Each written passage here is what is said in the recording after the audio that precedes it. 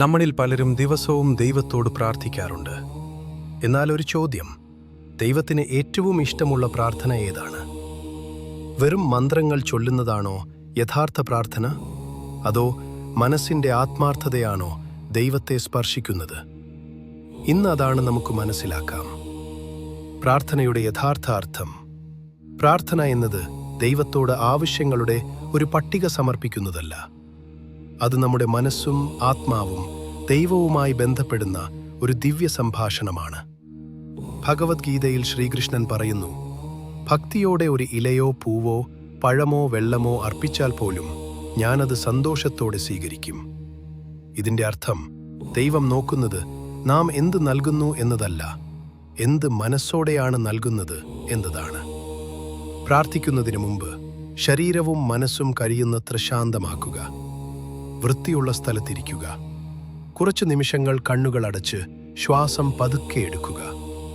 അതിനുശേഷം മനസ്സിൽ ദൈവത്തെ ധ്യാനിക്കുക. ആദ്യം നന്ദി പറയുക. മിക്കവരും പ്രാർത്ഥന തുടങ്ങുന്നത് ആവശ്യങ്ങൾ പറയാനാണ്. എന്നാൽ ആദ്യം നന്ദി പറയാൻ പഠിക്കണം.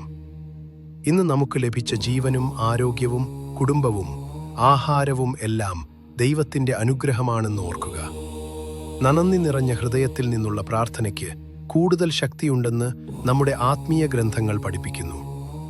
ആവശ്യപ്പെടുമ്പോൾ പ്രാർത്ഥനയിൽ വെറും ധനമോ വിജയമോ മാത്രം ചോദിക്കരുത്. പകരം ഇങ്ങനെ പ്രാർത്ഥിക്കാം: ഭഗവാനെ, ശരിയായ വഴി തിരഞ്ഞെടുക്കാനുള്ള വിവേകം തരണമേ. സത്യത്തിനൊപ്പം നിൽക്കാനുള്ള ധൈര്യം തരണമേ. മറ്റുള്ളവർക്ക് നന്മ ചെയ്യാനുള്ള മനസ്സ് തരണമേ. ഇത്തരം പ്രാർത്ഥനയാണ് നമ്മുടെ ജീവിതത്തെ യഥാർത്ഥത്തിൽ മാറ്റുന്നത്. ആത്മാർത്ഥതയാണ് പ്രധാനം. പ്രാർത്ഥിക്കുമ്പോൾ ഉപയോഗിക്കുന്ന ഭാഷയ്ക്ക് അത്ര പ്രാധാന്യമില്ല. സംസ്കൃതമോ മലയാളമോ തമിഴോ ഇംഗ്ലീഷോ ഏതു ഭാഷയായാലും പ്രശ്നമില്ല. ദൈവം കേൾക്കുന്നത് വാക്കുകളല്ല, ഹൃദയത്തിൻ്റെ ശബ്ദമാണ്. അതിനാൽ മനസ്സിൽ നിന്നുള്ള ഒരു വാക്കുപോലും ആത്മാർത്ഥമായി പറഞ്ഞാൽ അത് ദൈവത്തിന് പ്രിയപ്പെട്ടതാണ്.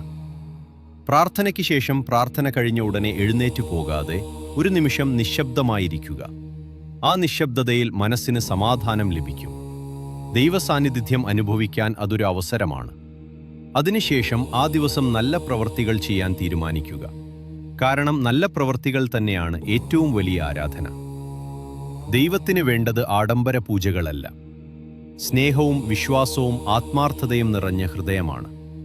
ഓരോ ദിവസവും ഏതാനും മിനിറ്റുകൾ ആത്മാർത്ഥമായി പ്രാർത്ഥിച്ചാൽ ജീവിതത്തിൽ സമാധാനവും ധൈര്യവും പ്രത്യാശയും വളരും.